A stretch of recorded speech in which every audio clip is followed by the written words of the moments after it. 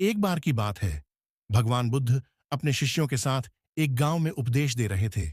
उनकी शांति और ज्ञान की ख्याति दूर दूर तक फैल चुकी थी, जिससे हर दिन कई लोग उन्हें सुनने आते थे। लेकिन उसी गांव में एक व्यक्ति था जिसे बुद्ध से चिढ़ थी। वह उनकी शिक्षाओं को व्यर्थ समझता था और हमेशा उनके बारे में बुरा सोचता था। एक दिन वह व्यक्ति भगवान बुद्ध के प्रवचन के दौरान वहां पहुंचा।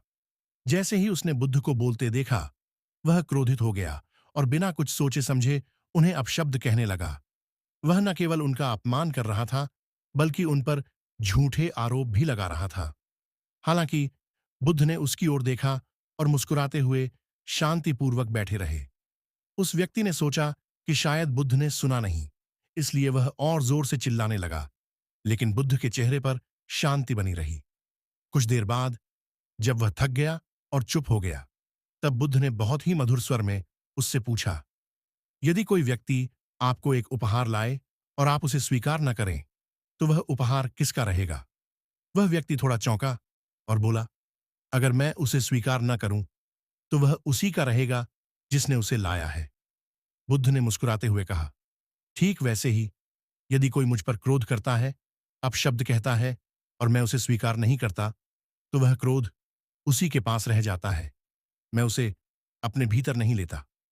इस उत्तर को सुनकर वह व्यक्ति अवाक रह गया।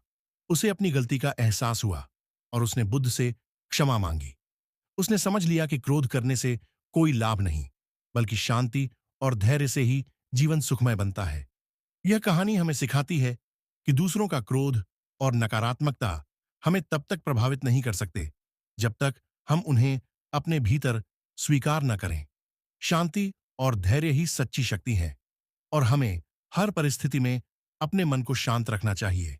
दोस्तों, इसी तरह जीवन से संबंधित जानकारी के लिए हमारे चैनल को सब्सक्राइब करें और बेल आइकन को दबाना न भूलें।